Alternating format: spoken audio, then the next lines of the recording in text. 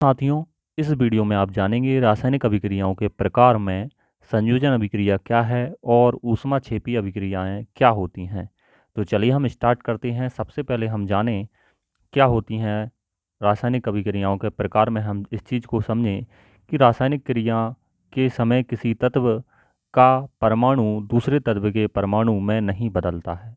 किसी तत्व का मॉलिक्यूल, यदि सोना हम चांदी को या सोने या में किसी चीज़ को मिला दें तो उससे सोने का परमाणु चांदी नहीं हो जाएगा, ना ही चांदी का परमाणु सोना, या किसी भी की हम बात करें। लेकिन ना तो कोई परमाणु मिश्रण से बाहर जाता है, लेकिन यहाँ कोई परमाणु मिश्रण से बाहर नहीं जाएगा, दोनों मिक्सचर हो जाएंगे। और ना ही बाहर से मिश्रण में आता है और ना ही कोई बाहर से आएगा। जिन दोनों को मिलाया जाएगा वही रहेंगे।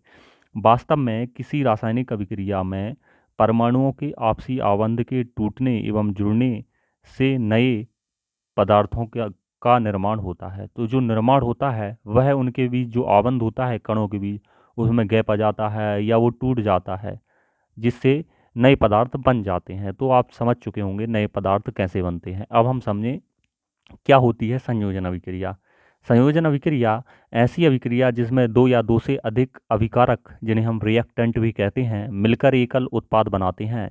दैट मीन्स एक प्रोडक्ट बनाते हैं, का निर्माण करते हैं, उसे संयोजन अभिक्रिया कहते हैं। जैसे आप यहाँ पर कुछ उदाहरण दिए हुए हैं, उनके अनुसार समझ सकते हैं। यहाँ पर हमने जो उदाहरण लिया है एक बीकर में, उसमें एक प्रयोग बताया है हमने आपको कि जिस एक बीकर में थोड़ा कैल्शियम ऑक्साइड जो चूना होता है, बुझा हुआ चूना, कैल्शियम ऑक्साइड बुझा हुआ चूना लीजिए। इसमें धीरे धीरे जल मिलाइए। जो हम बाज़ार से चूना लाते हैं बुझा हुआ, उसमें जल मिला दीजिए धीरे धीरे, एक गिलास में या एक बीकर में लेके। तो आप बीकर को स्पर्श कीजिए तो आप देख पाएंगे उसमें ऊष्मा उत्पन्न हो गई है। मीन्स यह थोड़ा गर्म, स्पर्श में गर्म हमें महसूस होगा। उसके ताप में वृद्धि के साथ परिवर्तन महसूस हमें होगा।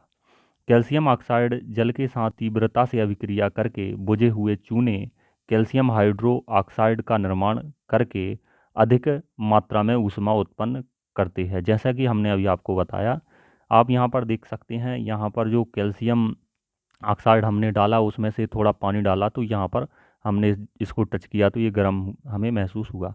यहाँ पर कैल्शियम ऑक्साइड CaO, जिसे हम बिना बुझा हुआ चूना कहते हैं, जो हम बाज़ार से लाते हैं। अब हमने इसमें वाटर को मिला दिया, तो इसको हमने जैसे ही वाटर में मिलाया तो इसमें थोड़ी ऊष्मा निकली। ऊष्मा मीन्स ताप निकला, यहाँ पर ताप निकलता है ऊष्मा के रूप में।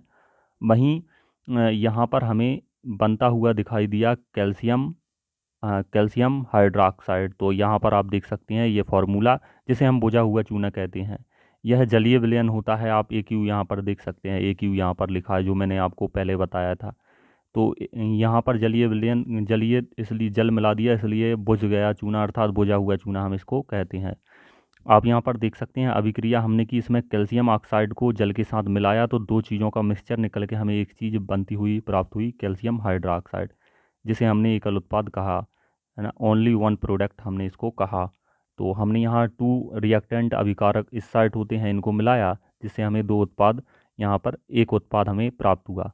तो आप और कुछ तथ्य यहाँ पर देखें। अभिक्रिया में निर्मित बुझे हुए चूने के विलयन का उपयोग दीवारों की सफ़ेदी करने के लिए किया जाता है। हम दीवारों को सफ़ेद करने के लिए, उनमें कलर करने के लिए सफ़ेद कलर कैल्शियम हाइड्रोक्साइड का प्रयोग करते हैं। वायु में उपस्थित कार्बन डाइऑक्साइड, जो वायु में कार्बन डाइऑक्साइड होती है, तो एक ऑक्सीजन का मॉलिक्यूल इससे, ऑक्साइड का मॉलिक्यूल इससे मिल जाता है और O3 यहाँ पर बना लेता है, जिससे कैल्शियम, हमारा कैल्शियम कार्बोनेट बन जाता है। संगमरमर का चूना भी वास्तव में यही होता है। तो ये कार्बन जो क्रिया है वो 2-3 दिन के अंतर में होती है। जब आप किसी दीवार पर सफ़ेदी लगा देते हैं, उसमें जो वायु में कार्बन डाइऑक्साइड, ऑक्सीजन और बहुत सारी गैस होती हैं, तो इनमें से एक कार्बन डाइऑक्साइड इस कैल्शियम हाइड्रोक्साइड, जो कि आपको यहाँ लिखा हुआ है, कैल्शियम हाइड्रोक्साइड जो हम दीवार पर पोतते हैं, जो कि बुझा हुआ चूना है, इसको हम दीवार पर पोतेंगे बिना बुझा हुआ चूना, तो इससे क्रिया करेगी आपकी कैल्शियम, जो कार्बन डाइऑक्साइड है, ये कार्बन डाइऑक्साइड ये क्रिया करेगी और ये चेंज हो जाएगा कैल्शियम कार्बोनेट में। तो चूंकि संगमरमर का फॉर्मूला भी यही होता है, ये एक आप यहाँ पर देख सकते हैं जो कैल्शियम कार्बोनेट का फॉर्मूला है, और हमें बचता है जल। तो आपको ये तथ्य पता लग गया होगा कि कैल्शियम कार्बोनेट और संगमरमर का फॉर्मूला एक ही होता है। जो हम दीवार पर सफ़ेदी करते हैं, इसलिए दीवार भी अच्छी, हमें सफ़ेद दिखाई देती है और जो संगमरमर में है वो भी सफ़ेद दिखाई देता है। अब आप यहाँ पर देख सकते हैं संयोजन अभिक्रिया के कुछ अन्य उदाहरण हमने यहाँ पर आपको बताए हैं। पहला उदाहरण है कोयले का दहन। कार्बन और ऑक्सीजन जब आप कार्बन को ऑक्सीजन के साथ मिलाएंगे तो आप यहाँ देख पाएंगे कि आपको कार्बन डाइऑक्साइड मिलेगा। ये कोयले का दहन हुआ, कार्बन मीन्स कोयला यहाँ पर। दूसरा उदाहरण है आपका हाइड्रोजन और ऑक्सीजन से जल का निर्माण। हाइड्रोजन गैस और ऑक्सीजन गैस को जब आपस में मिक्स किया जाएगा तो हमें यहाँ जल प्राप्त होगा। तो आप दोनों उदाहरण देख पाए होंगे, ये दोनों हैं आपके संयोजन अभिक्रिया के उदाहरण। यहाँ पर आप देख सकते हैं दोनों एग्जाम्पल में दो रिएक्टेंट यहाँ पर जुड़ रहे हैं, दो अभिकारक जुड़ रहे हैं और एक उत्पाद का निर्माण यहाँ पर कर रहे हैं। तो आप समझ चुके होंगे वास्तव में संयोजन अभिक्रिया क्या होती है। यदि कुछ वीडियो में समझ में नहीं आता तो कमेंट में अपनी राय प्रेषित करें। दूसरा है ऊष्माक्षेपी अभिक्रिया। जिन अभिक्रियाओं में उत्पाद के निर्माण के साथ साथ ऊष्मा उत्पन्न होती है, ध्यान देना कि ऊष्मा उत्पन्न हो, उन्हें ऊष्माक्षेपी अभिक्रिया कहते हैं, जो एक्सोथर्मिक होती हैं। उदाहरण के लिए आप यहाँ पर देख सकते हैं, हमने उदाहरण दिया हुआ है प्राकृतिक गैस दहन। जो आपकी गैस होती है CH4 और इसमें ऑक्सीजन को के साथ दहन करें इसको, तो यहाँ पर आपको कार्बन डाइऑक्साइड प्राप्त होता है, साथ ही जल यहाँ पर मिल जाता है और कुछ ऊर्जा यहाँ पर निकलती है। तो इनसे ऊर्जा निकल रही है। बाकी दो हमने उदाहरण लिए थे अभी संयोजन अभिक्रिया में, वो भी ऊष्माक्षेपी अभिक्रिया के उदाहरण यहाँ पर थे। दूसरा यह है कि श्वसन ऊष्माक्षेपी अभिक्रिया है, जो श्वसन हम सांस लेते हैं। पाचन क्रिया के समय खाद्य पदार्थ छोटे छोटे टुकड़ों में टूट जाते हैं, जैसा कि आप जानते होंगे। जैसे चावल, आलू तथा ब्रेड, ये सभी कार्बोहाइड्रेट फॉर्म में होते हैं, मीन्स कार्बन और हाइड्रोजन की फॉर्म में। तो इन कार्बोहाइड्रेट के टूटने से ग्लूकोज प्राप्त होता है।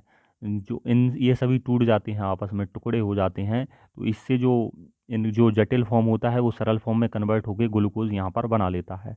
यह ग्लूकोज हमारे शरीर की कोशिकाओं में उपस्थित ऑक्सीजन से मिलकर हमें ऊर्जा उत्पादन करता है। यही ऊर्जा ऊष्मा के रूप में हमारे शरीर को ऊर्जा प्रदान होती है।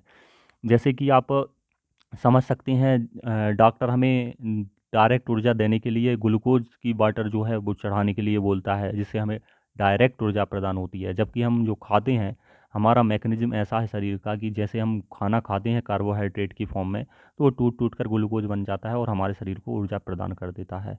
और डॉक्टर हमें डायरेक्ट प्रोवाइड करते हैं जब हम बीमार हो जाते हैं। तो आप यहाँ पर देख सकते हैं जो आपको फार्मूला दिया हुआ है, ये हमने आपको यहाँ पर फार्मूला लिखा है। तो यहाँ पर देखिए कार्बन डाइऑक्साइड जो जल है और प्राप्त हो रहा है, ग्लूकोज में हमने मिलाया ऑक्सीजन को, तो यहाँ पर आप देख सकते हैं कार्बन डाइऑक्साइड प्राप्त हो रहा है और जल प्राप्त हो रहा है। इसका रिवर्स भी संभव है। तो अगला फॉर्म जो उदाहरण है वो साग सब्जियों जैसे वनस्पति द्रव्य का विघटन होकर कंपोस्ट बनाना भी ऊष्मा क्षेपी अभिक्रिया का उदाहरण है। तो आप समझ गए होंगे। कुछ भी यदि रह जाता है तो आप कमेंट में ज़रूर लिखें, मैं कमेंट में ही बताने का प्रयास करूंगा या अलग से वीडियो बनाऊंगा। धन्यवाद।